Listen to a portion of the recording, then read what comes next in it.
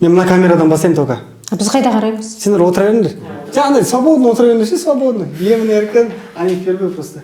Мама тем более ютубқа бірінші рет түсіп отыр. Барлықтарыңызға ассалаумағалейкум. Сіздер Олжасханның каналындасыздар. Бұл шоудың аты жоқ. Яғни бұл шоудың атын сіздер өздеріңіз маған тауып бересіздер. Бұл видеоны толықтай көріп болғаннан кейін комментарияға жазып кетіңіздер. Бұл шоуға қандай ат лайықты? Келесі қонақтар кім болған қалайсыздар, соның барлығын жазып кетесіздер. Бүгінгі менің бұл шоуымның алғашқы қонақтары. Бұл кісілерді мен арнайы сіздер үшін алыстан шақырттым. Күле беріңдер. Жоқ, күле беріңдер. Арнайы сіздер үшін бұл шоудың вообще ешқандай сценарийі жоқ, бұл импровизация шоуы. Бұл жерде барлығы шындық. Сіздермен мен Олжасхан, біз бастаймыз. Кеттік. Бүгін бізде қонақта менің аяулы анам Динара ханым. Осы қызық болады. Бұл жерде барлығы шынайы. Мама бірінші рет келіп тұр. Мен бұл жаңа маманы аяқ асты үйден алып шықтым да, жүргізіп видео түсіреміз дедім. Және де өздеріңізге әйгілі менің бауырым Тілеужан лақап тауып. Дұрыс лақап жарып қалған болса бір бөле кешірім сұраймын. Өздеріңізді былай толығырақ нешінші жылғы екендеріңізді таныстыра кетсеңіздер. Бірі мені білсе де менің отбасымды білмейді, сіздер кім екеніңізді білмеуі мүмкін. Сол себепті өздеріңізді таныстыра кетіңіздер енді. Кім бірінші сөйтіп мамасы? Менің есім Да, мен айтпайсың ғой. Да, сен отырсың. Маме вообще. Короче, деп қойдым ғой. Менің есімім Қайрат Тілеужан. Мен жасым 18-ден. Павлодар қаласында оқимын. Ақшам жоқ. Үйленбегем, балам жоқ. Екінші курста оқимын. Өзім тағлим етейін өзім туралы. Мамандығыңды айт. Мамандығым физрук мұғалім. Мұғалімдікке оқып жатырмын. Физкультура мұғаліміне ТШ ғой, ТШ. Түсіндігі. Спорт және махаббат. Мамасы тез-тез... Мен ба? Есім... Динара успокойся. Есімім Динара. Бір қайрымды қорым істеп атқан сияқтым бар ғой. Бір сбор аша деп атқан сияқтым біреу. Кетші атымды өтпей қойшы. Атын өтпей қойшы. Краскам ақ кетті. Сен кісілер тұрғанға ұялып тұрсың ба? Иә. Емін-еркін сөйлей берсің ба? Мен енді қайдан білемін ондай сөйлеп көрмеген. Четко түсіріп жатыр ма? Айта бермін. Өзіңіз жайлы толығырақ айта кетіңіз, шай ішіңіздер. Ойбай, Олжастың қолынан бірінші шай жеп деп тұрмыз ғой. Бісміллә. Басқа ішеш ма? Татрана Олжас бөгет жасап тұр ма? Камераны жоқ тұр. Менің қолымнан шай ішу сендерге бұйыртты. Менің келіннің қолынан шай ішу бұйыртсын. Менің есімім Динара Амангелдіқызы. 1983 жылғымын. 2 ұлым бар. 8-ші балабақшада жүрмін.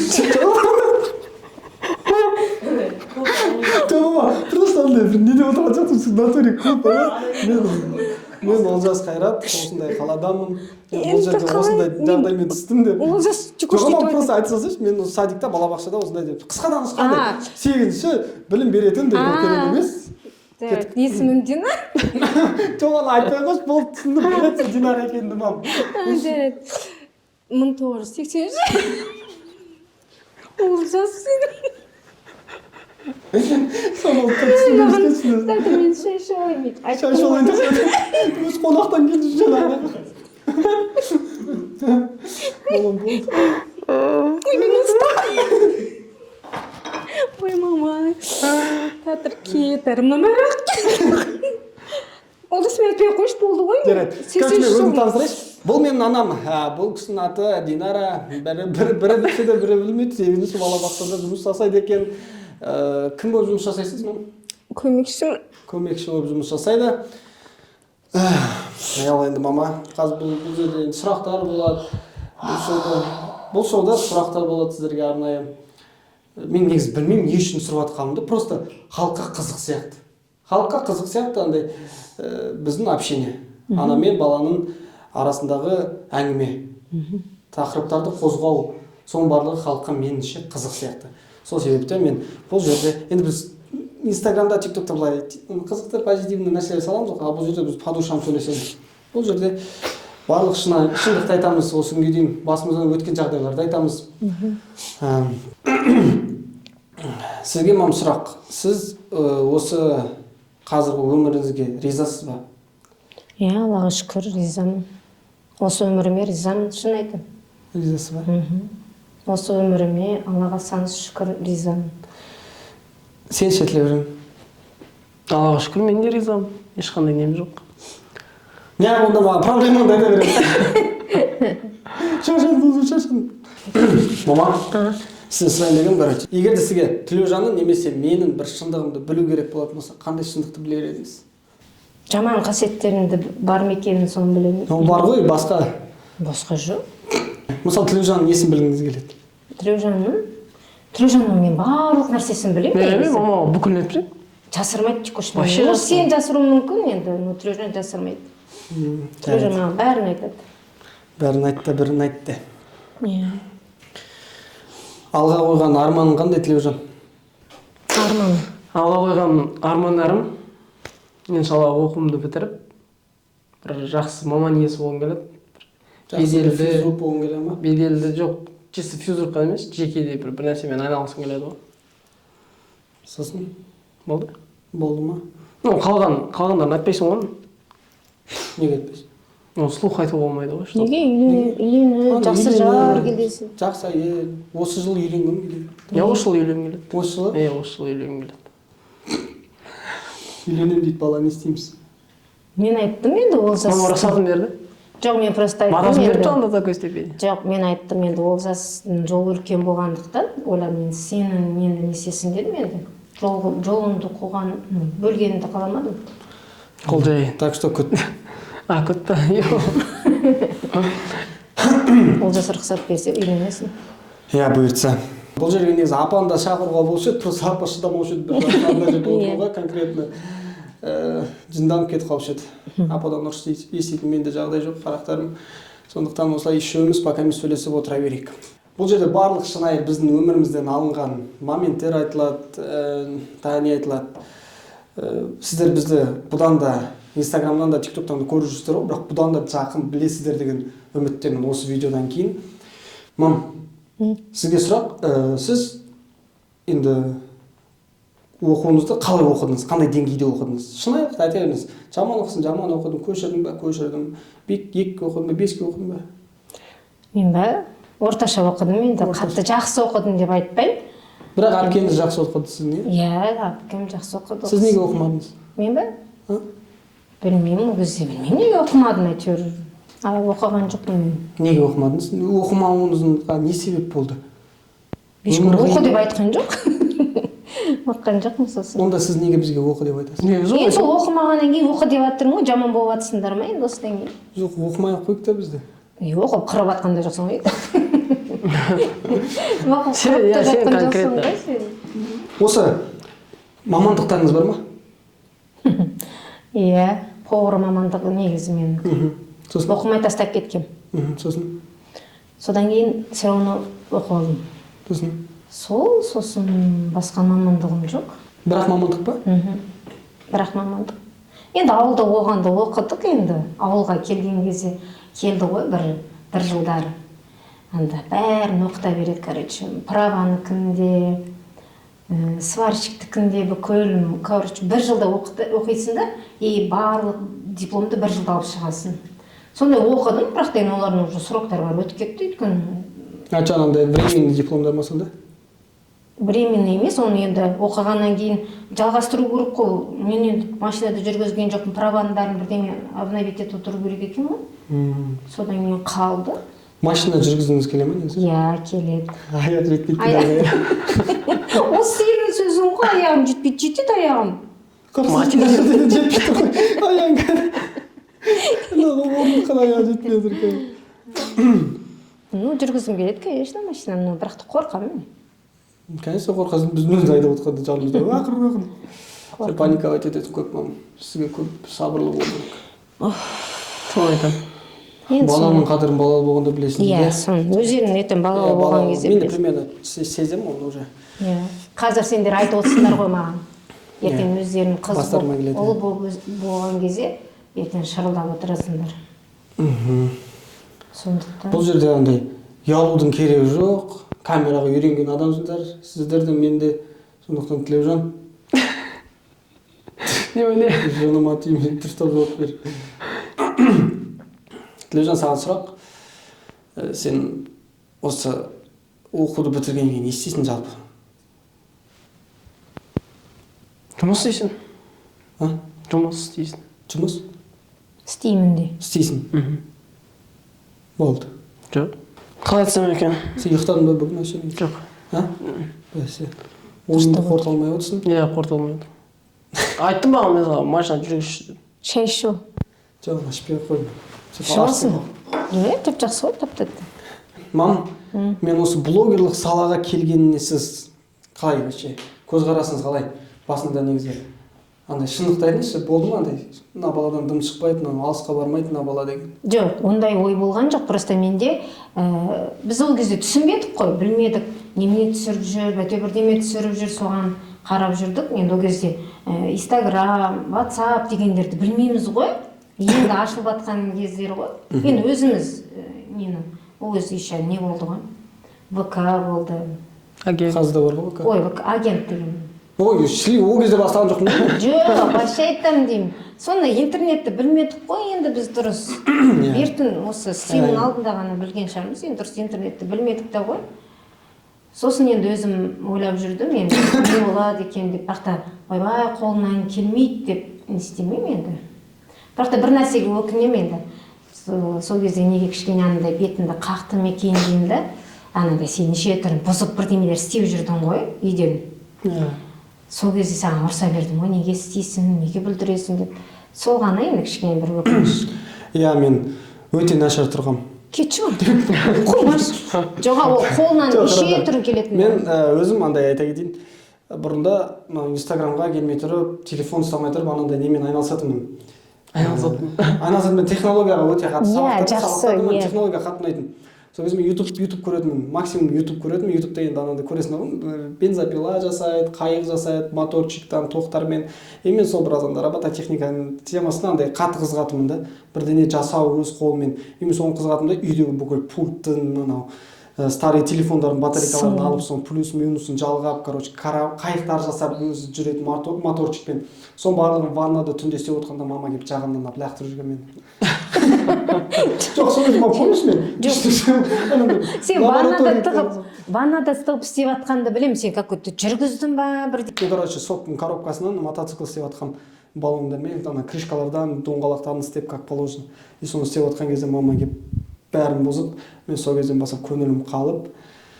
Конкретно енді бір-екі батарейка үшін әңгіме етіп баласына. Соның бәрін түсінбейтін шығарсың енді. В общем, содан кейін бетім қайтып қалды, оқыдым, болды. Сосын мен спортқа кетіп қалдым. Спортпен жүрдім. Сосын карантин басталды. Карантинда мен блогерлыққа келдім. Блогерлыққа келудің басты себептерінің бірі, шынымды айтайын, мен блогер болам деп ойлаған жоқпын ғой, Тілеужан айтшы. Бәріміз де ойлаған жоқпыз ғой. Ешкім үйдегілер ойлаған жоқ, өйткені менде телефон ол кезде iPhone да емес, Samsung да емес, бір Huawei деген телефон болды, GT3 деген. Тауып аласың, ешчі. Huawei GT3 деген, артында отпечаток пальца бар, камераның астында. Сол телефон болатын, 16 гигабайтпен.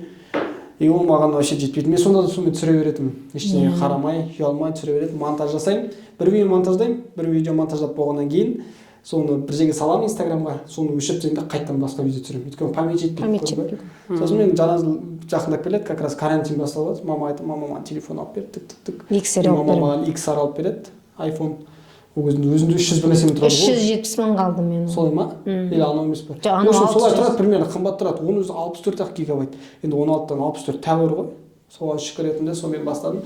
Где-то в течение бір жылдың ішінде менде дым болған жоқ. Аудиторияда қатты өскен жоқ. Әрі кетсе бір 1000 оқырман жинаған шығармын. Сосын түсіре бердім, TikTokқа көштім. TikTokта уже менде оқырмандар да ақырын көбейе берді, бірақ анандай емес. Енді 10.000, бір 5000, 4000 болды. Сол кезде мамаға айтамын, мама маған памяти жетпейді, маған басқа телефон керек деймін. Мама айтады енді, олжас шыда дейді. Сосын мен туған күніме как раз 18 жасыма мама маған iPhone 12 Pro береді. 256 гигабайт, ол кезде уже 3 есе көп, 4 есе көп. 4 есе көп память. соған мен өте қатты қуандым. Сол кезден бастап менде Аллаға шүкір бәрі кетті. Иә, сол Сол бір телефон себепкер, сосын мен өзі сол жарты жыл ұстадым бастаған жоқпын ба, сол телефонды қайтарып кімге маған бердің сен. мамаға врачкама бере салдым, мамаға новый телефон алып бердім, Тілеужанға новый телефон алып бердім, өзіме новый телефон алдым. Менікі Соны маған Ермо подарить етті бірақ. Менікі новый емес, сенікі бұрынғы ұстадың. Иә, мен ол да новый ғой, мама 1 терабайт телефон, мамаға не үшін керек 1 терабайт деген. Соны айтамын. 1 терабайт. Менде 512 ғой, 1 А терабайт. сенде бір Менде терабайт 512 ғой. Тілеужанға ауыстырайын? Тілеужанға жоқ. Сосын сондай жағдай болды. Солай мен блогерлыққа келдім. Вообще басында вообще ойда болған жоқ мен. Мен жай түсіріп жүрдім. Маған адамдар күлді, маған адамдар былай қарады. Ой, блогер деп андай күліп. Мен бірақ оған бәріне мән берген жоқпын. Мен жанымда қолдайтын адамдар болды. Мен түсіре бердім. Қазір Құдайға шүкір, аудиториям аз емес. Қазақстанның әр қалаларынан, ауыл аймақтардың барлығынан тым құрмағанда бір адам болсын мені таниды, Аллаға шүкір. Қазақстаннан аудиториям өте көп. Еще Қазақстан емес, Қырғызстан, Қарақалпақстан бәрі бар ғой менде. Тілеужан жайлы айта кетейік. Тілеужан жайлы факт. Бізде Тілеужан бала кезден қалай айтады ма андай? Ұрыншақ деп айтамыз, а? Ұрыншақ қой натур по факту. ұрыншақ. Тілеужан бізде бала кезінен бастап больницадан көз ашпаған. Тілеужан бізде мен андай болғам. Шустрый болдым, қиянқы болдым, андай бір жыбыр болдым Мен да. торбоз болдым. Тілеужан андай кішкене Салмақты болды. салмақты болды Тілеужан, иә. А мен андай шустрый, андай мындай, короче. Ол да сәшет жабыр болды ғой. Айтайшы. Ол да сәшет жабыр болды. Бір орында отырмай, бірдемені түртіп кетіп. Бірақ та Олжас бізде не болды андай. Қолынан бәрі келетінде, өнерлі де болды. Нелері бүкіл оқуды бәрі негізі жақсы оқыды. Өлең Жоқ, жағынан. оқыған жоқпын мен. Жоқ, Мен сені енді. алдап жүрген. Анандай оқуларға қатысып жүрдің ғой? Иә, мен оқуда негізі мен оқу деңгейім андай ғой, короче, Жаттау. жоқ ол емес. Мен қатты оқыған жоқпын сабақтарды былай беріліп. Бірақ та әдебиет жағынан жақсы ғой. Осы сабақты оқимын. Мен вообще оқыған жоқпын. Мен әйтеуір 1.90-нан 1.90-ға көшіріп шығып жүрдім әйтеуір 4-5-ке бір. Тоса тұрсайшы, әдебиеттен жақсы. Ол әдебиеттен оған өлеңдер ғой. Енді сондай күшті. Мен мәнерлеп оқуларға қатысқанмын, көп сондай. Неге қатысты ғой? Тілеужан, короче, Тілеужан сен теманы оралайық. Соны айтамын. Мені закройте, короче. Тілеужан кішкентай кезінен бастап ұрыншақ болатын, андай. Больницаға түсетін, ауырып қала беретін, бір белгілі бір себептерге андай бір нелер болатын, андай, короче. Аварияға да түсті Тілеужан. Тілеужан 2 рет аварияға түсті. Бір рет қолы сынды. Бір рет қолын сындырып кетті, бір ағатай келіп. Ол да тұрғы қарап. Бала мен естімеймін, ол кезде құлауя болдым. Олжас болған жоқ қой ол кезде. Үйде болды ол. Құдай біледі. Үйде болды ол. Шыққанда сен ішке жаттың былай. Иә. Тілеужан, в общем, ұрыншақ болды бала кезден. Тағдыры қиынды. Болашақта Алла жазса. Болашағы жарқын бәлкім. Оны кім Болашағы біледі. жарқын. Иә, әумин. В общем, Тілеужан осылай. Неме айтайын едім. Тілеужан, короче, бір рет Тілеужанды бір джип қағып кеткен кезде, мынандай бір история болды бізде. Мама маған айтады, короче, Тілеужанды сабақтан алып кет дейді. Тілеужан неше оқисың ол кезде? 3 оқимын. 3 оқисың, мен 5 оқимын. Мен ол кезде тренировкаға барамын, мен күреске қатысамын. Екеуміздің классымыз арамыз 2 жыл ғой. 2 жас. Мен 5-ші класс оқып жүргенде, сосын мен сабақтан шығамын да, мен сабаққа бармаймын да ол. Бармайсың да. Тілеужан обедтен кейін оқиды. И білесіңдер ғой, қыста кеш тез батады. Сол кезде, короче, мамам айтады, кеш батып кетеді, Тілеужан сабақтан өзін алып кетеді. Мен, короче, балалармен далаға шығамын да, давай дейді. Короче, ада бізде центр бар, центрда городок бар, сол городокқа барамыз. И ол городокта мен теуіп жүремін. Городок деп есім ауысып кеткен. Ол кезде телефон жоқ. Ол жерде мектепке барасың, примерно уақытқа қарап. И сол жерде Тілеужанды күтесің, короче. Ол жерде звондап айтпайсың, шықтың ба, шықпадың ба деген ондай жоқ бізде. Барасың, күтесің, шығады, алып шығасың, кетесің. Менде ондай ойымда жоқ қой, короче, ойынға баспен кіріп кеткен ғой. Отырмын, ойнап жатырмыз балалармен, қызық. Бір кезде кеш батып кетті, сосын есіме түсті Тілеужан. Сосын айтты, мен жарайды, қайтадан каждый дальше есебін тебе беремін. Бір кезде балалар айтады, ана пешеходта қараңдар, біреуді қағып кетіпті дейді. Жарайды деймін. Өнер жақта. Иә, өнер жақта. Оны ешкім білмейді ғой, өнер қай жақта екенін. Басқа адамдар айтады ғой. Екібастықтар біледі ғой. Екібастықтың адамдары енді біледі. Сол жақта өнер деген бар бізде. Андай, короче, өнер бар, короче. Мен оны айттым, миым Пешеход. өнердің алдында пешеходта бір баланы қағып кетті деп достарым айтады маған, мен такой, жарайды, қақсыраға берсін, түнде дальше ойнайық деймін да, ойнай береміз. И каким-то образом сосын вообще Тілеужан жайлы ұмытып кетемін да, мен үйге қайтып бара жатырмын. И бір досым бар, и досымның ағасы келе жатыр да, сен не істеп жүрсің, неге үйге қайтпайсың, анда сен мамаң жылап жатыр. Мен айтамын, не болды дейсің, Тілеужан машина қағып кетті ғой, анау мынау дейді. а мен такой непонятка қалай ана бағана моменттардың бәрі артқа кетіп отыр деп түсіндің ба? И ана жерде досым айтқан ана жерде біреуді қақ кетті деген сол көзін елестеп отыр ғой. Үйге жүгіріп барамын ғой. Үйге келсем мама жылап жатыр, сен жоқсың, больницада екенсің. Ол бұл Тілеужанды кім алып кетті, сол қызық қараңыздар. Біздің үйде нағашымыз бар, менің нағашым, маманың ағасы. Ол кісі больницада жұмыс жасайды. Ол кісі как раз біздің үйден шыққанда кетіп бара жатқан ғой үйінен. Сосын как раз ана жерде адамдар жиналып тұрғанын ойлаған ғой. Мен көмегім тиіп қалар, бара салайын дейді да. Жаңағы барған сәт Тілеужан жатады осылай. Осылай примерно. Сосын ағаш көтеріп алады да, машинаға салады да, больницаға алып кетеді. Солай Тілеужан бірінші рет неге түскен? Аварияға. Бірінші рет аварияға түсті де, солай бір неден аман қалған 3 жасында. Сотрясение алды. 3 жасында 3-ші класста. 3 жасында 3-ші класста, в общем, сотрясение алды. Содан кейін көзінен кішкене зрениесі кетіп, в общем, сондай жағдай болды. Сосын Тілеужанға анандай болатын ғой мен. Ол кезде мен де кішкентаймын ғой, балалықпен қызғанышта болады. Сол Тілеужанға бәрі барады ғой Тілеужанға больницаға. Маған көңіл бөлмейді ешкім. Бар, городогын тебе бер дейді маған. Уже мен ешкім керек емеспін. Сатып жүрген тұрғанда біреуге миллион бересің бе, алып кет деп тұр ғой.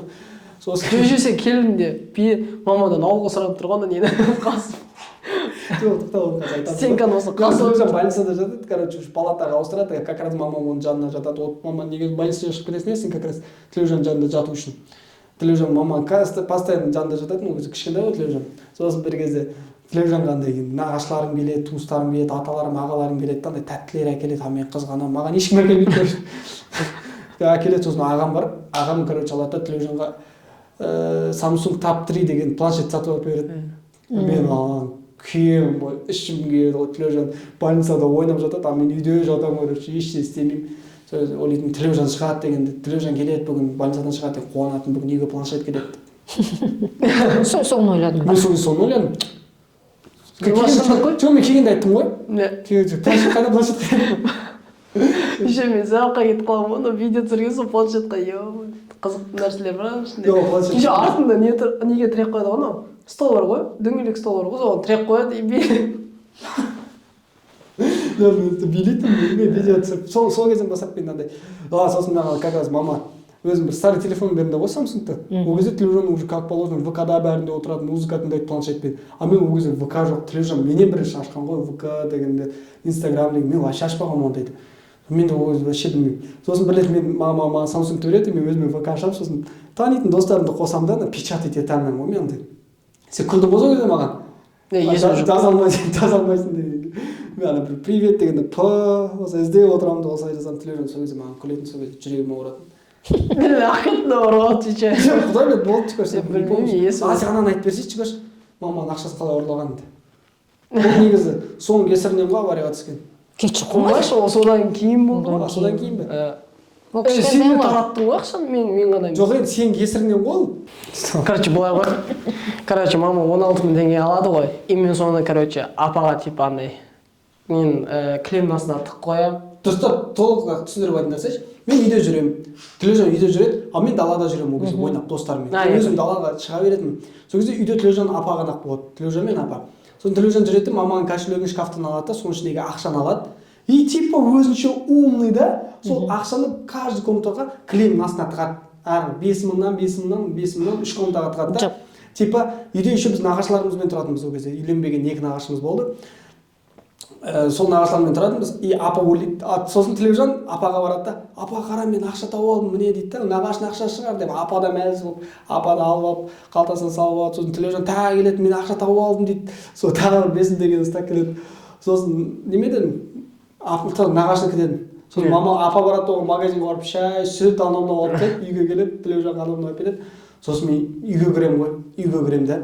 Сосын апа бізге айтатын, кіріп шыға бермеңдерші, үлкен кісілер түсінесіңдер ғой, ол кезде біз баламыз кіріп шыға береміз.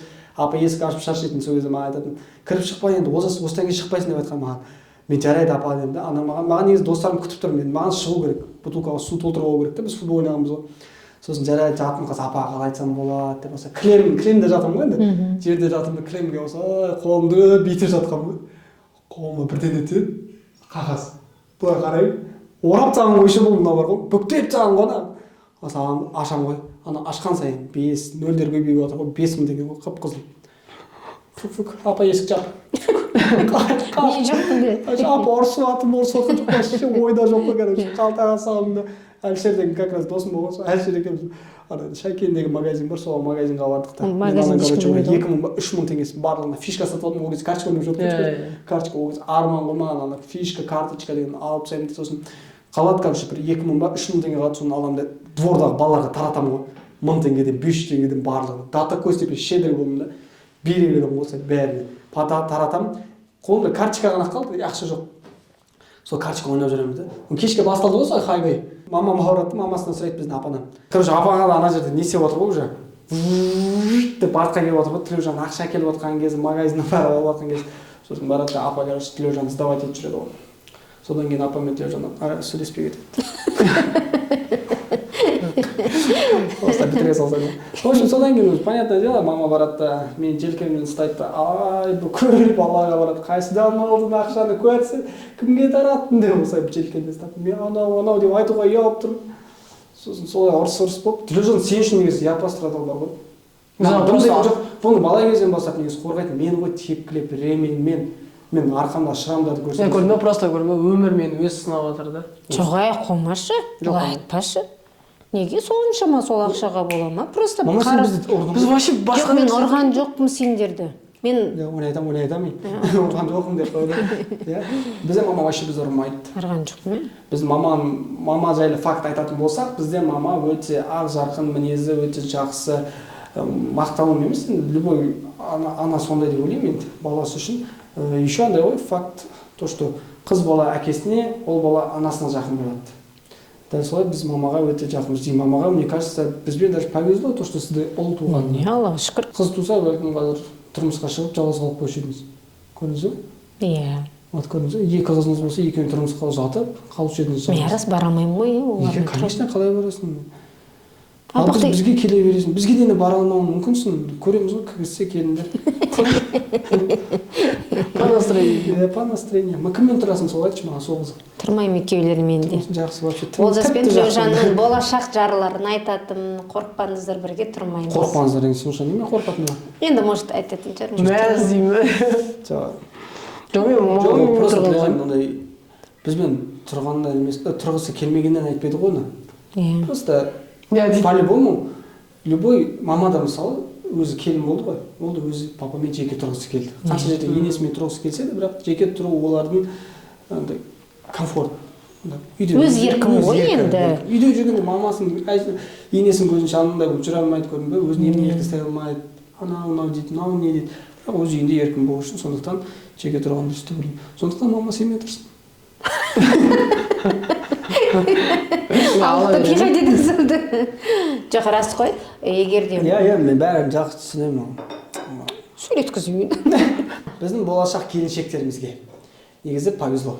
Осындай енелеріңмен. Мен мазаларыңды алмаймын, қорықпаңдар. Мен өз бетіммен жүре беремін. Шайымды ойып беріп, шай ойып беріп, мен қою шай ішкенді жақсы көрем. Бәрі орылымды. Келінді осындай боласың мандай, таңғы сағат 8-де тұрып, тұр, не жатыс деген сияқты. Не істеп жатсың? Жұрттың келіндерін қара деп. Шашынан жылып. Жоға, жоқ, маш. Ондай болмайды шығар. Только біз мама анандай ғой, апа екеуі бірдей бір нәрсе істеп тауып. Бізде мамаға шыдамсыз, иә? Шыдамсыз. Апа бізде шыдамсыз. Нағашы жұртымыз, в общем, шыдамсыз бізде. Соған, мне кажется, мен де... Өздерінде шыдамсызсыңдар ғой. Иә. Сен вообще шыдамсызсың. Иә, мен вообще шыдамсыз. Не айтасың? По факту бәрібір шыдамсыз екенбіз, иә? Иә. Ол енді маған айтты ма, соны істеп тастау керек та маған, андай. Ұнамайды маған. Сол жағынан кішкене келіндердің құлағына алтын сырға, солай енді орында тұрғанды жақсы көрем. Иә, бізде мама өзі сондай өзі. Апа не айтады, соны бұлжытпай орындайды, екі сөйлетпейді, сондайға үйреніп қалған мама. Бізде иә сол. Мама апа айтады ма, ертең бауырсақ пісіру керек деп. Мама оны бауырсақты нешеде тұрып пісіремін деп сұрамайды. Мама уже таңғы сағат 6-да тұрады, мен өзім. Алтыда емес, кешке уже нанды кіргізіп қояды. Сағат 6-да тұрып жатады ғой, мен айтамын, немене берді тұрасың? Мамаға айтты ғой бауырсақ пісір деп. Соның барлығын істеп жүреді, соның барлығына апа риза болады. Үлкен кісілерді білесіздер ғой, бірде сирен жақ қалады қазір. Сөз көтере алмайды. Соған мен де өзім жұмыс істейді, апаммен сөйлесіп жүреді. Сол әңгімені айтып па? Апа, егер көріп отырсаңыз, наберите меня, общаться. Сөйлесейік дейсің бе? Қалжыңдап отырмын. Сол, короче. Біздің семья біздің әулет өте көңілді әулет. Білмеймін, өзім Аллаға шүкір етемін осындай тәрбие. Біздің туыстарымыз андай позитивный. Енді мысалы егер де мен сіздер позитивный болмасаңдар, туыстарым позитивный болмаса, мен вообще ешқандай дәрежеге жетпейтін едім. Мен түсіретін контентімді даже білмейтін едім қандай болатынын. Сен өзің қандай болсаң, сен окружениең де сондай болады. Дұрыс айтасыз. Ал қойк. Не айтайын деп отырмын? Бірдеңе айтайын деп отырмын, ұмытып қала беремін. Біз айтайық, неге сенің оқырмандарына сұрақ қойды, біз үшеуміз бір-бірімізге ұқсаймыз ба? Иә. Комментария жазып кетіңіздерші, біз үшеуміз бір-бірімізге ұқсаймыз ба? Спорим, осы жерде айтады, мама екеуміз жестко ұқсаймыз. Тілеужан мен мама ұқсайды, мен вообще бөлек әлеммін, иә, өйткені медиа адам туу. Олжас ерекше. Мен ерекше адам. Ерекше? Қайда ерекше? Басын қарасайшы. Сұрпақ. Не болыпты басыма? Жоқ, Олжас Тілеужан папасына тартқан. Түрі де, мінезі де. Жоқ, түрі базар жоқ тартқан шығар. Бірақ анандай несі бәрі мен маған тартқан шығар. Иә, жоқ, дұрыс айтады. Түрі сағанға. Мен осынға жылауы пафаттар қумаш. Әшкі жарайды маған тартсам, мен жаман жоқпын. Соңында мамаға тартса шығар. Мен сол жаман адам емеспін ба? Не мамаға тартсаң жаман боласың ба? Маған ұқсаймын деп айттыңдар одан да. Рас қой? Жоқ, Олжасқа папасының анандай қасиеттері не істеген ғой? Өлең жаттауы, папасының тоже күшті нелері бар да. Несі? Фантазиясы не болатын да. Сондықтан ол жағынан, Тілеужандікі де бар, Тілеужанда да бар. Кімге ұқсайды ол десін? Қайда табаға ма? Апасына ұқсайды. Апасына ұқсайды. Дұрыс қой енді? Енді өзінің несіне ұқсап кеткен ғой. Анадан мынау алынған, мынадан бірдесі шығарған ғой менен короче. Сен маған келесің ғой тоже. Маған келесің. Әдемі жіктің ғой. Сымбаттысың. Иә ма? Тілеужанды сымбатты. Мен маған жете алмайды едім. Жарайды, мен мойындаймын Тілеужан менен әдемі жарайды. Бірақ ақыл жақтан келетін болсақ, мен намного ақылды. Ой. Мойындашы, конечно, мойындашы. Мен ақылдымын ғой. Ақылды базар жоқ. Бірақ ол андай олдас моменттар болады, когда ойланбай бір нәрсе қисық істеп қояды, сосын жынданады, сосын өшін менен алады. Мен таяқ жеймін көреді. Жоқ, ол любой адам қателеседі ол. Жоқ, каждый раз қателесе беруге болмайды ғой, тоже самое. Мен уже шаршадым, мен заявление жасап. Шақыр мені. Мен осы үйде шыдап келдім. Осыны тосқанды. Мені қорлайды, видеоға білесіңдер ма деп. Если тебя заставляют моргни деші, бүйтіп отыр. Дай знак. Тілеужан қатырмай. Қатырасын Тілеужан. Мына шәде су қапты өтірік сорақта отырмын. Да, мне о чем бер? Күшті маған ұнап тұр. Маған ұнамады что-то. А дей берейін. А, Б, В, Г, Ғ, Д, Ж, З. Мен өзім ойлаймын да осы. Қараш, андай келіндерді түсем, мама. Сөзін білмесей? Андай келіндерді түсем, пацанка. Пацанка келіндер болады ғой? Қандай? Типа андай. Андай ұлға қарап өскен деймін. Сондай келін болса. Вообще, короче, бар ғой, келін жаңағыда нациясы, короче, ешнесі не емес. Жоқ, маған қазақ болған дұрыс. Аружан бүйтіп отыр ба? Жоқ, маған қазақ болған дұрыс. Кетші, мен басқа ұлтты қаламаймын. Жоқ, если прям аяғын жығылып, короче, жылап, сұрап. Қылмашын, мына шыдақ кетті, көрме? Көріп түсіне ма? Ойлау қабілеті қай жерде, менің қай жерде? Қой? Жоқ, неме айтып отыр, аяққа жығылып деген. Енді, типа, айтып тұр, умолять етіп тұр. Не, ондай емес, да, такое степени қойсын ба? Енді. Жоқ, жарайды. Басқа ұлт, оны не қатысы бар мына жерде? Не, өзің сұрақ қойсын. Көрсең қосыла берші одан да. Сен анда бірден баста соны жалғастырып кете берші. Давай. Лашын негізі екеулер мен не сұрақ аларым еді, осы менің бір андай сұрақтарым бар мен. Мен сұрайын. Мен сұрайшы маған. Өмірде прям андай шын, прям бүкіл жүрегімен жақсы көрген адам болды ма? Түріне қарасам. Кім? Мен шындап айтамын деді, айтайын. Айта алмаймын. Мен танимын ба?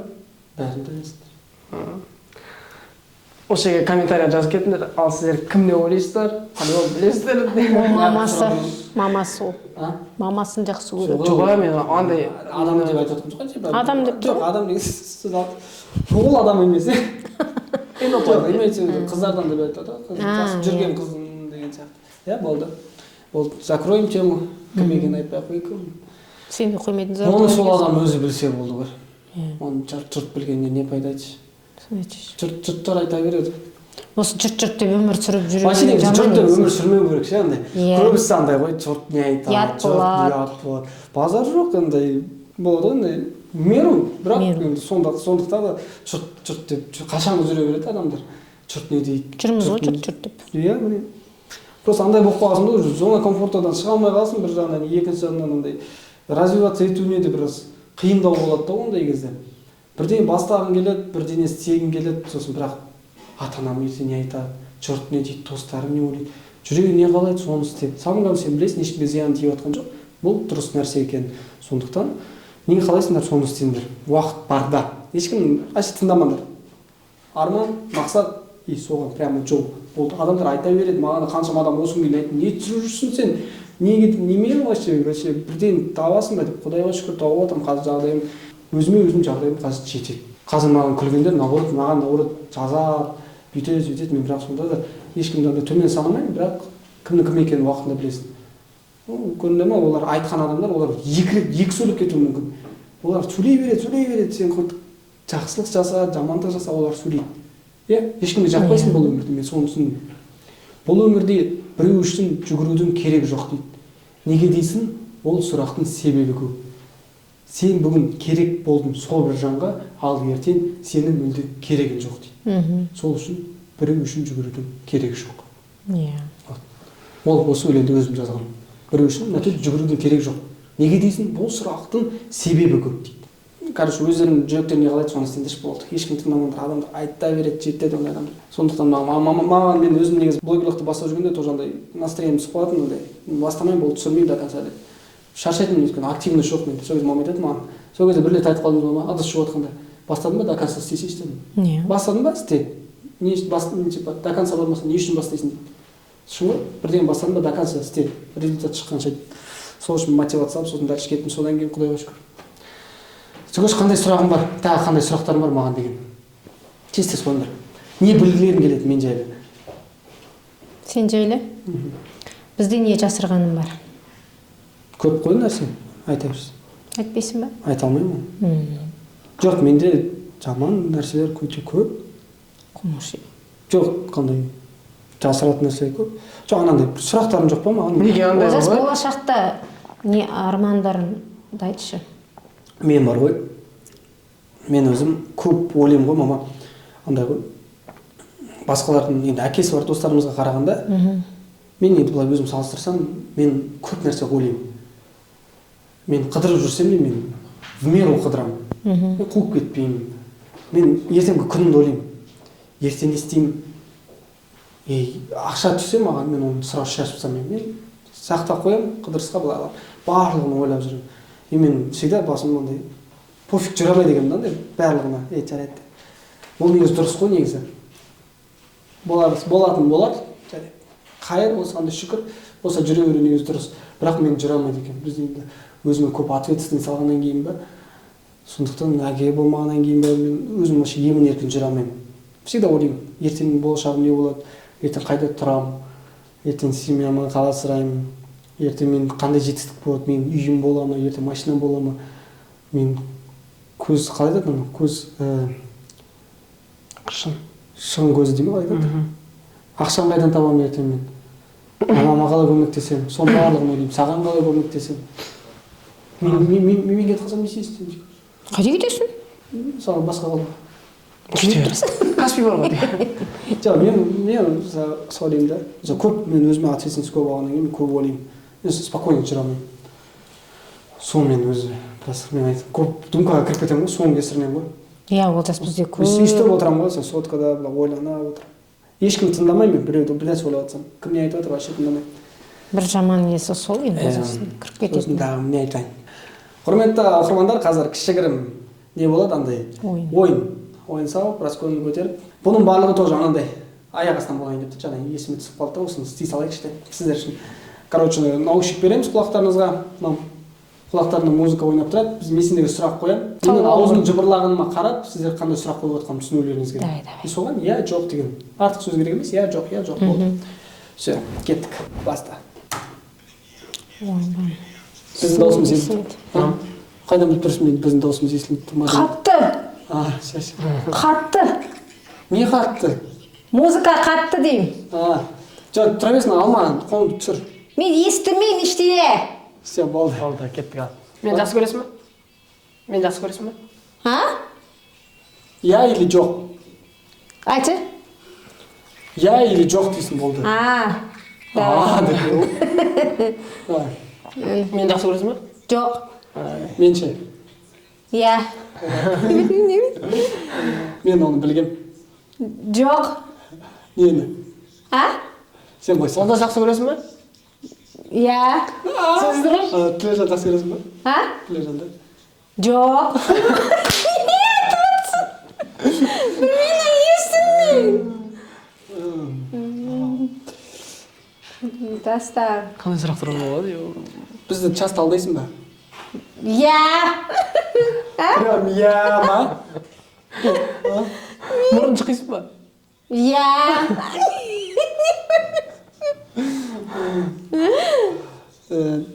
Жігітің бар ма? Жігітің бар ма? Жоқ. Точно ма? Точно ма? Иә. Басым бос қой, значит. Иә. Не айтып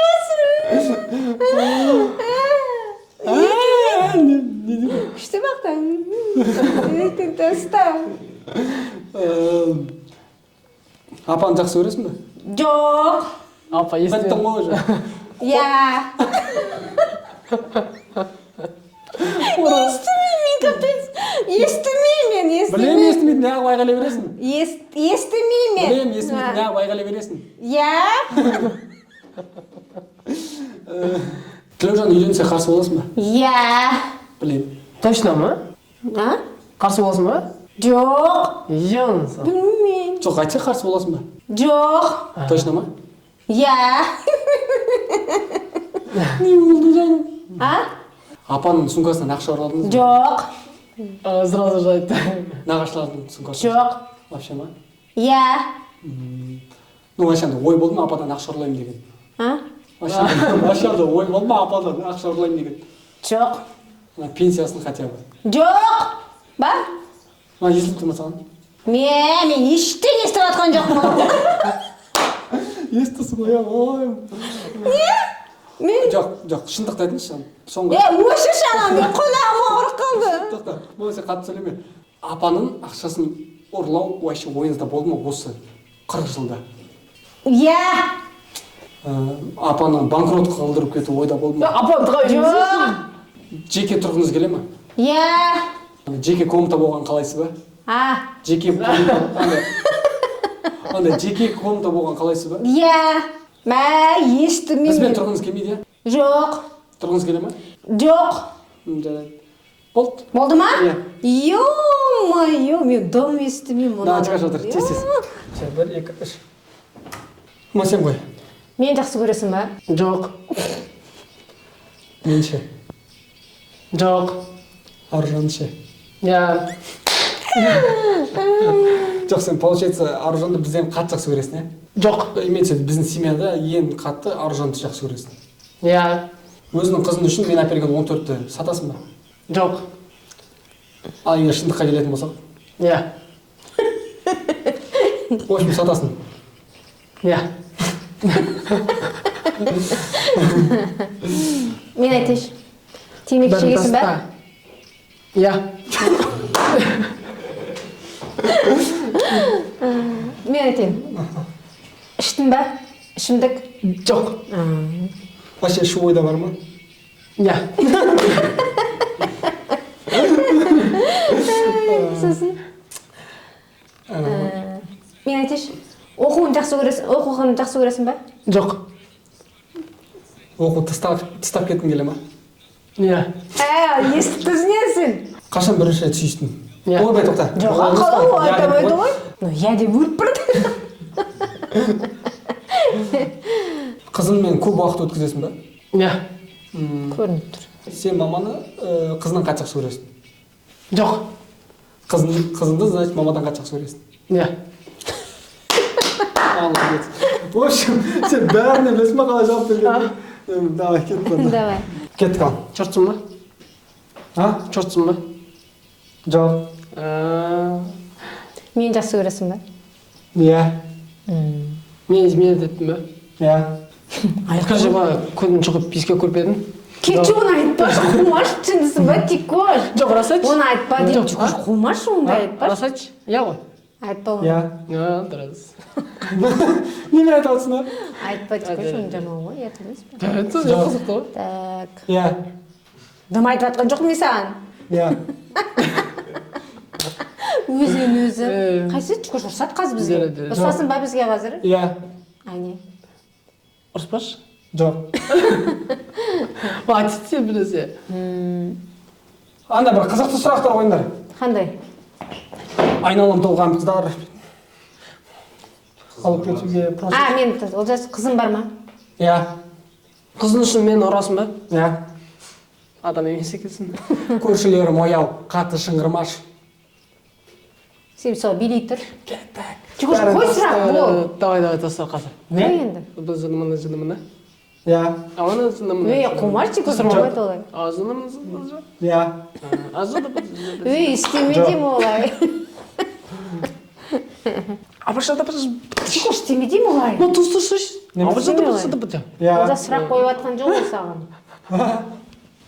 Не дейді? Клубқа жиі барасың ба? Клубқа жиі барасың ба? Жоқ. Ішесің ба? Жоқ. Темекі шектің ба? Иә. Шегесің ба? Иә.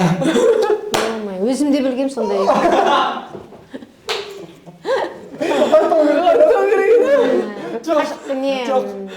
Мен алдап жүрсің ба? Жоқ. Жоқ. Балам бар ма? Иә. Балам бар ма? Иә. Сен примерно қызың өзінен бір примерно бір 3 жасқа үлкен, не? Иә. Айттың ғой. Кемпірлермен жүрсің. Не деп жатсыңдар? Достарың көп па? Иә. Достарының арасында ондай гейлер бар ма? Иә. Немене? Білмеймін мен. Қане беремін? Сен өзің гейсің ба? Иә. Мен білмеймін, анау қойып отыр. Сен қойса, досыңмен сүйіс көріп пе едің? Иә. Тәтті ма? Иә. Кетші бар. Ұйықтап көріп пе едің? Қызың көп болды ма? Иә. Бабың екісің ба? Жоқ. Естіп тұрсың ба? Жоқ. Изменщиксің ғой сен? Иә. Мен айтып тұрмын ғой сен. Неме айтып отырсың? Көріп отқандар сразу түсінеді уже.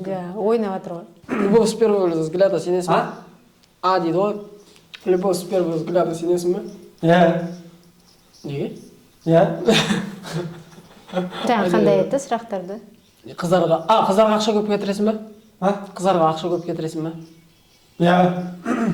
Маған ақша бересің ба? Жоқ. Примерно уже біліп тұр ғой, иә. Біз таста кетесің Бол ма? Біз таста кетесің ба? Иә. Неге? Рас па? Жоқ. Мен жақсы көресің ба сен? Иә. Мен де сен жақсы көресің.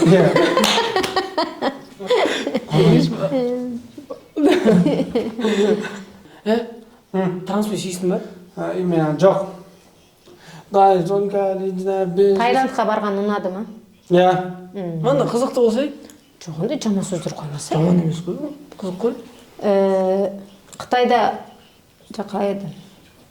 Қытайдың қызына үйленесің бе? Қытайдың қызына үйленесің бе? Иә. Қазаққа ше? Иә. Болды Олжас. Иә. Болды. Иә. Болды дейді, шеш дейді. Жоқ. Шеш! Иә. Шеш деп отыр. Саған шеш деп отса? Айырасың мені. Сен ше өзін жестко нетіп қалдың. Менің каналыма тіркелуді ұмытпаңыздар, құрметті оқырмандар, лайкты басып, комментарияны аямай. Алдағы уақытта сіздерді қызықты контенттер күтіп тұр. Бұл каналдан алыстамаңыздар. Ал біз жалғастырамыз. Жалғастырамыз дегенде не айтамыз уже басқа, не айтамыз, не айтқыларың келеді. Сен сұрақ қой, біз жауап береміз. Ой, сұрақ қоя беремін ба мен сендерге? Солай айтамын. Бәріне өзің жауап бердің, бірақ та. Сульфа шалбан қойын. Бірлет па? Кеттік. Сульфа. Ё-моё. Ақыл жоғы. Бас ауырады. Ай, соғыш, по-братски берші. Аямадың ғой енді. Өзі ғой маған. Отырсыншы тыныш. Ауырған жоқ ма? Құдай біледі ауырған. Қалай ауырмайды мына, мен саусағым ауырып қалды да. Неге соғасың енді? Бастан басы. Өзі ғой. Басып сүйе қалды. И так тауықтың миларындай болады. Алла қараш. Кешір. Ал тағы да Өкініп қалдым ба ойнағанда. Жоқ. Меме ойнай қалды. А? Меме. Мен маған сен басын ішіне керек ететін шығарсың. Бүйіп құлайсың ғой шалқан мен мама. Мен құламаймын ойнайындықпен. Жарайды. Өзі айтты, көрдің бе? Олай ойнамаңдар. Өзенге жетпей шешінбе деймін бауырым. Мұның не қатысы бар? Бірақ ол не қатысы бар, Жарайды. Бірінші рет болып тұр ғой, енді қобалжып тұрмыз. Не айтарымызды білмей тұрмыз ғой. Мама сен вообще камераның алдында бірінші етсің ба? Иә, енді ана соткада басқаша ғой, мына үлкен. Андай, сені бір телеарнаға интервьюға шақырса барасың ба? Барам, бірақ та білмеймін енді қалай. Негізі барғым келеді. Бұрында мама жиналысқа барған сәттілер қорқатын. Мен вообще қорқпайтын білетім, өйткені мен жаман нәрсе айтатын. Неге наурыз сенде ғой? Мама сен бір жиналысқа келесің, Сен қорқасың. оқыс деп айтасың. Жоға, олжас сенің нелерің мектепте косягың жаман болды ғой. Мен мектепте косяктар өте көп. Олжас ұрлықшы болды мысалы, ол телефондар қойып кетті. Польшаға не жақта? Ұрлықшы емес, тауып алды просто деу. мен. Ұрлықшы деген сөзді айтпаңдар деймін мен сендерге. Ұрлықшы деген жаман естіледі. Айт, просто жерде жатқан телефонды Жоқ, тауып жерден алды. емес қой, мен ақиқатты айтайын. Мамасы бір мен айтқансыз ғой, типа сізден біреу сұрағанда, типа айтқан ғой, типа ана неме деп, я хочу 2 сына, одного прокурора, одного вора, чтоб друг друга прикрывали деп, ема. Мына текке басынан соқты. Соқпады керек енді. Аллаға шүкір 2 ұлымда ондай жаман қасиеті жоқ, ол просто бәріне. Рас енді Олжастың телефон тауып алғаны бар еді. Директорден қаншама сөз естідік, ендігі жерде жатқан нәрсені любой адам алады ғой. Жерден емес қой, мен өзім айттым ғой, мен телефон. Жоқ енді, тауып алдың ғой енді. Тауып алдым деген, айтты ғой, твой телефон, да, я дедім. Енді өзі келіп тұр маған. Мен өз-өзіме тұрғанмын. Это твой телефон деді. Да, деді. Дают, бери дейді. Бүйт, беги дейді. Сосын ала салдым. Сосын солай кеттім. Мен келесі күні іздеп келіп тұрған мектепке мен. Ты не вар деді. Сол кезде мама директордан сөз естіп жылағанда сол кезде мамаға қарап тұрдым да былай істедім да ішімнен өзім былай айттым, осы күннен бастап мама тек қана менімен мақтанады дедім.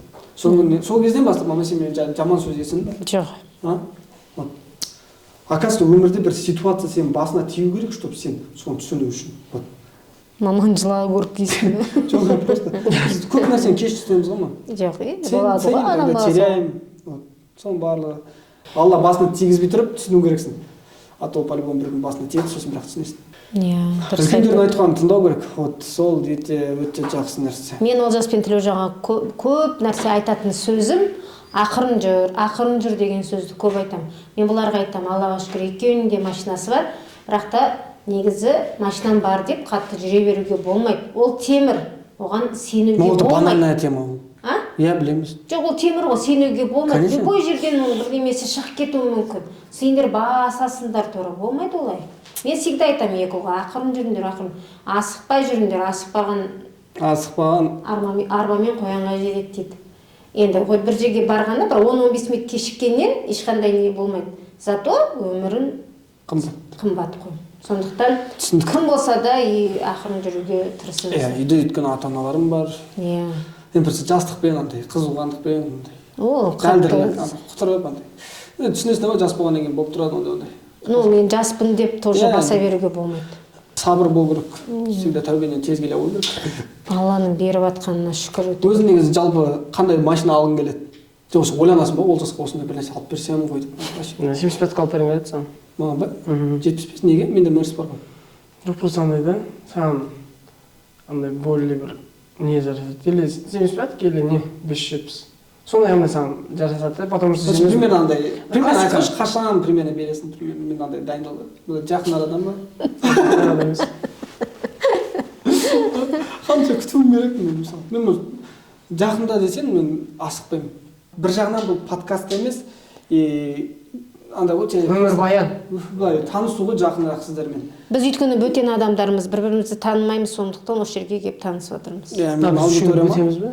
Өйткені мен ютубта әртүрлі аудитория қарайды. Үлкендер бар, кішкендер. Көбі біле қоймайды дейді ғой. Бәлкім сен тиктоктан келіп мені көріп жатсың қазір, бәлкім инстаграмнан келіп көріп жатсың. Мен инстаграм парақшам барлығы ссылканың астында описанияда болады, тіркеліп қойыңыздар.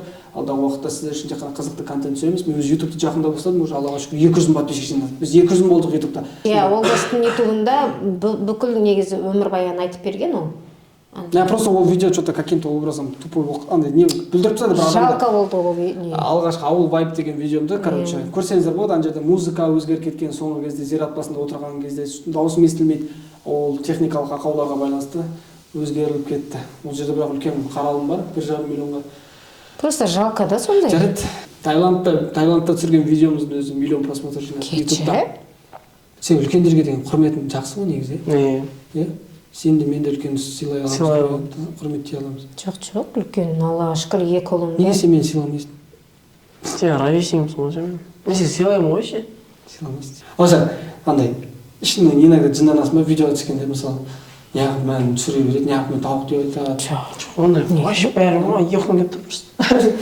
Жоқ, мен андай көп адамдар өмірде көріп қалғанда, о, тауық қалайсың деген, олар тоже жаман оймен айтпайды ғой, андай біраз көңілді, андай сен сондай таныстырғаннан кейін анандай болады, который адамдар боқтап айтатын тауық деп. Жоқ, ондайларға енді сен жауабыңды беруің керексің, білесің ғой.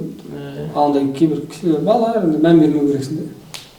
Просто тілежеміз айтайын, сен нормально танымалсың да, ненің арасында, менің аудиториямның арасында сен нормально танымалсың. Еще сен біраз оқырмандар көрген жоқ. Негізі сен танымалдылығың жеткілікті. Просто сен тауық деп танып кеткенде бәрі. Атымды білмейсің. Мен атымды білмейсің. Есімі Тілеужан. И сосын мен көбісіне айта кетейін, мен атым Олжасхан емес. Мен неге туыстарым бәрі Олжасхан деп кеткен ма? Енді бәрі Олжасхан. Олжасхан деп айтқан. Мен шын атым Олжас жай. Олжас хан білмеймін, мен қайдан қойсам жай хан деп қоя салдым. Жоқ, енді жай деп айтпа. Оның өзі бір Алланың несі ғой, саған беріп тұрған. Бірақ Олжасхан деген жарасады иә? Иә. Империал өмірледі. Жоқ, анандай кішкене кезімізде аккаунттар қоя бердік қой, Империал, там, Кинг 007 деп солай. Жоқ, енді хан дегеннен сен ол жақсы ғой? Жаңа түрме сәйкес келеді Олжасхан. Иә, жақсы. Ол сол сен жайдан қоя салдым деме. Мысалы, маған қарады болса, түрме қарады. Там ННН деп ойлашы. Келіспеймін ба? Келіспейді. Қадырбаев десе. Келіспейді. Олжасхан десе түрме келеді. Жоқ, хан дегенді ол бәрібір де оның бір несі бар ғой, оны зерттеу керек. Сен мысалы мама, Тілеужан, сен өзің инстаграмды мойындайтын блогерің кім? Кімді көріп андай осы контент аласың ба? Иә. Сен? Жаңа менен басқа жарайды. Сенен басқа ма? Сосын сен сұрайды екенмін, жай жауап бермей қойшы. Сен неге мені стористан скрит етіп жатсың? Мен скрит етемін. Құдай ақ. Құдай ақ? Мен кеше алып сен инстаграмды көріп отырмын, мен көре алмаймын. Білмеймін. Маманды скрит етіп сонда, апанды скрит етіп. Үшеумізді де бұл скрит етіп сапты. Историясын. Иә, мамам папа түсуге скрит етіп сонда. Неге? Сол. Бәрін тиктоктан көремін ғой. Тикток қайран соны? Тикток мен салмаймын ғой инстаграм болса. Неме салып жүрсің сен инстаграмда? Айта алмайды. Тыныш жүр. Ойшы, осылай. Ал құрметті көрермендер. Не бұл? Мама. Мен биткем. Тілеужан да ұйқысы келіп тұр, біз қазір ала қалса жолға шығамыз. Осымен біздің шоуымыз соңына жетті. Шоудың атын обязательно жазып кетіңдер. Не дейміз, құрметті оқырман? Сіздерге видео ұнаса лайк басыңыздар. Бұл жай ғана көңіл үшін сіздерге. Мен ала қалса жақын арада Меккеге кетіп барамыз. Канал бос болмау үшін осыны сіздерге арнап түсіріп жатырмын. Уақыт тауып. Барып келгенше көре тұрасыздар. Аламандық болса. 10 күн бойы көресіңдер. Келесі осындай шоудың атын толығырақ қойып, қонақта кімнің болғанын қалайсыңдар. Бірақ мен шоу жасасам басқаша жасаймын, басқалардан ерекше қылдырып жасаймын. Қызықты шоу алда болады. Бұл тек қана бастамасы. Кім қонаққа келген қалайсыздар? Комментарийға обязательно жазып кетіңіздер. Кім шақырайын? Сендер айтыңызшы. Жоқ, сен осы қалада түсірмейсің, любой қалаға барып түсіре бересің ғой. Кімді шақырасың? Кімді шақыршы? Елдос Колобок шақыршы. Елдос Колобок шақыршы. Жоқ, қайдан біледі енді өзіне? Бәрінді білемін. Достарын қойсай? Жоқ, достарын емес, достарын уже бүкіл ютубқа бәріне түсіп қойды ғой достары. Уже не, басқаша бір кісілерді шақыру керек. Иә? Болашақ келіншегімді шақырайын ба? Иә. Жоқ, негізі бар ғой, Олжас, сен болашақ келіншегіңді дұрыс көрсетпеуің керексің. Мен вообще көрсетпеймін. Интрига қылдыру керек. Мен үйленемін, үйленгенде де көрсетпеймін. Кече қылмаш қалай Қаратын көрсетпейсің? дос сияқты 5 жылдан кейін 5 балмен бірақ көрсетемін. 5 жыл 5 бал прям Жоқ, сен ертең үйленген кезде сенің свадьбаңды бәрі көреді ғой жан-жақтан. Мен салмаймын ғой. А? Сен салмасаң да сенің қасында блогерлардың бәрі Мен салады. свадьба жасамаймын. Жасайсың, жасамай қайда барасың? Маған, давай қайтадан артқа болайық, әлі қоштаспаймыз. Короче, мама маған айтады, свадьба жасайсың дейді, мен жасағым келмейді. Негізінде шыны керек. Маған қатты роль не играет өйткені свадьба. Жоқ. Мен айтамын, Төлежандікін қайта үйлендіріп, нормально той жасасақ, жетеді маған осы. Мен қарсымын. Неге? Мен қарсымын. Язда. Екеуін де ала жазса телефон немене. Нормально. Мен негізі той жасағанды дұрыс деп ойлаймын. Өйткені бірақ өмірде бір рет үйленеді ғой. Мен ол дұрыс деп санамаймын. Әрине ол дұрыс. Просто мен Дұрыс деп санамаймын дейді. жоқ, типа сіз айтып отырсыз ғой дұрыс деп. Мен де дұрыс деп санаймын. Иә. Дұрыс емес деп санамаймын. Неме деп кетті? Сен Дұрыс емес деп айтпаймын. Дұрыс әрине. Бірақ мен жасағым келмейді. Жоқ, мен айттым. Бұл жерде менің сөзім не істейді? Ой, мен кесіп қойдым ғой, иә? Сен вообще бізге қатысың жоқ адамсың ғой. Неге? Сен тұрмайсың ғой. А? Сен білмей Үй тұрмасам да менің ол парызым ғой сендерге той жасап беру. Тек ақшаны сен бересің, мен жасап Оны беремін. өз уақытта жасай аламын ғой. Жоқ, негізі той жасаған дұрыс деп ойлаймын. Өйткені өмірде бірінші рет бір рет үйленесің ғой енді. Адам бір рет үйленгендіктен дүркіретіп екі ұлдың да тойын дүркіретіп жасағың келеді. Бірақ та біздің екі Мен басты. ауылда жасаймын ба деп ойлаймын, палаткаға. Қойшы, бүкіл маса, бүкіл қонып ана ыстық болады. Солай. Одан да қалаға, қаланың ауылдың кісілері бәрі келеді ғой. Ауылдың кісілерінің өзі, жоқ, ауылдың кісілерінің өзі қалаға келіп жасап жатады. Сен барып енді қалада тұрып ауылда жасамайсың ғой. Наоборот, мен өзім ойлаймын, бірінші тойда күшті болғанын қалаймын. Бірінші Астанада болса ғой. Артистерді шақырып, анандай күшті, вообще күшті Тойма болған. қайратында шақырамын ғой. Күшті болған. Зато оның бәрі естелік, ертең бала шағам болған кезде ала жазса, қазіргі көріп отырады. Біздікі де бар негізі. Олжас, сен оны тоже тауып алып, осындай неге не істеп алуға болады? Көрсетейік па? Иә. Такой біздікі енді ауылды жерде болды. Неше жасыңызда тұрмысқа шықтыңыз ба? Мен 19 жасымда тұрмысқа шықтым. Олжаспен арамыз екеуміздің 20 жас. Ауылда жасадық тойымызды, палаткада, осылай. Иә, жолдасым есімі Тұрар, 79 жылғы. Нешеде ол? 42-де. Қазір 42-де. Қайтыс болғанда ол кісі 28-де болды. 28-де болды. Мен 24 жасымда қалдым. 24 жасымда қалдым. Жас болыпсыз ғой. Араларың 4 жас па? Арамыз 4 жас, иә. Мен 80 жыл 79 ғой. Біз енді ол кезде үйленген кезде сосын ауылда палаткамен той жасады. Жақсы болды енді ол кезде анандай магнитофондар бізге подарить еткен. Білесің ба, Олжас? Қазіргі мынандай не емес қой. Сосын біз үйленгеннен кейін жайлауда тұрдық. Жайлау деген енді қалай айтсам қыр ғой. Мал бақты ғой, жолдасым жылқышы болды. Сода жайлауда тұрдық. Сосын Олжас дүниеге келді. Олжастың бір жасын неде жайлауда жасадық. Ол кезде андай не деген білмеймін енді, может барса бар шығар. Біз аса қатты не істеген жоқпыз. Ауылда да емес, сол жайлауда жасадық. Бірақ үй, иә, бірақ үй басы. Жазды күні ғой.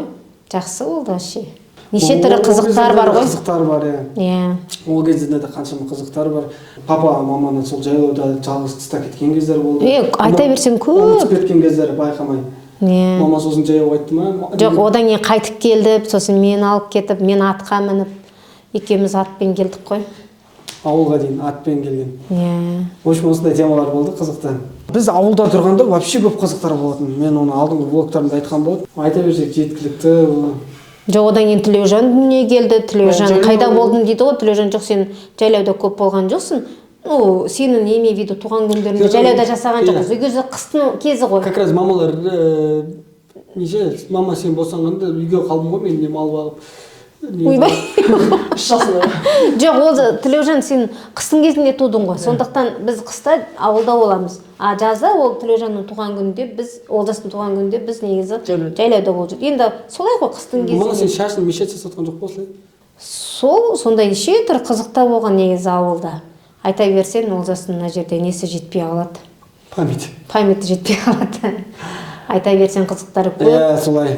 Ауылдан адам көшкенмен адамнан ауыл көшпейді деп, солай 5 жасымда, Тілеужан 3 жасында, мама 24 жасында барлығымыз қалаға апамыздың қолына келіп тұрамыз. Осы күнге дейін апамыздың қолында тұрамыз. Апа көбісі ойлайды. Көбісі сұрайды, енем бә сенің? Жоқ, бұл өзімнің туған анам менің. Сол кісінің анда мамка бір неде айтты ғой, Динара 16 жыл қасымда тұрып атқанға бәрі ойлап қалған ғой, что енесі ма деп. Жоқ, ол кісі менің туған анам. Сол кісінің қолына біз 2008-де келдік. 2008-де келдік осы Екібасқа. Содан бері міне Аллаға шүкір тұрып жатырмыз. Енді Құдайға шүкір үйлеріміз бәрі бар не дегенмен де мамканың қолында тұрып жатырмыз әлі. И тұрамыз да. Өйткені апа үлкен кісілер білесіздер, вообще бір жерден кеткісі келмейді. Бір жерге үйреніп қалса болды, сол жерден шықпайды. Сондықтан біз апамыздың қолында тұрамыз. Көбісі ойлайды, типа, неге қаншама ұлы бар деп, сосын неге қызының қолында тұрады деп. Не, жоқ, қолында тұрған жоқ, біз наоборот апамыздың қолында тұрамыз әлі күнге дейін. Сондықтан дұрыс айтасың. Соны көп айтады да, енді комментарияда. Неге қаншама ұлы бар, неге солардың қолдарында тұрмайды деп. Олай емес. Біз наоборот үшеуміз апаның үйі ол, апаның қолында біз тұрамыз. Біз апаға кетіп көшіп. Сондықтан әйтпесе ұлдары бар, апаның... Нағаш апам ғой, былай айтқанда менің нағаш апам. Ал менің туған апам, яғни папамның мамасы, ол кісі дүниеден өткен. Неше жыл өтті? Біраз жыл өткен. Неше түрлі қызықтар бар енді. Ал құрметті көрермен, осымен жай тамандайға жеткілікті. Сіздерге видео ұнады деген ойдамын, от души ішіндегі қалай айтсақ болады. Барлығын ішіндегімізді айттық, қызықты моменттерді айттық, енді айтылмағанда нәрселер көп. Оны алдағы уақытта үзіп-үзіп аз-аздан біліп отырасыздар. Болашақта қызықты бір өте көңілді бір контенттер болады, өте бір көңілді семья боламыз деген ойдамыз алдағы уақытта. Сіздердің қолдауларыңыз әрине бізге өте қатты маңызды. Сол себепті каналға тіркеліп, лайк басып, комментарий жазуды ұмытпаңыздар. Сіздермен мен Олжасхан және де менің бауырым Тілеужан және де аяулы анам Динара. Келесі кездескенше аман сау болыңыздар. Сау болыңыздар. Болды, грамотно. Там четко кетті ма? Қиын екен. Қиын екен.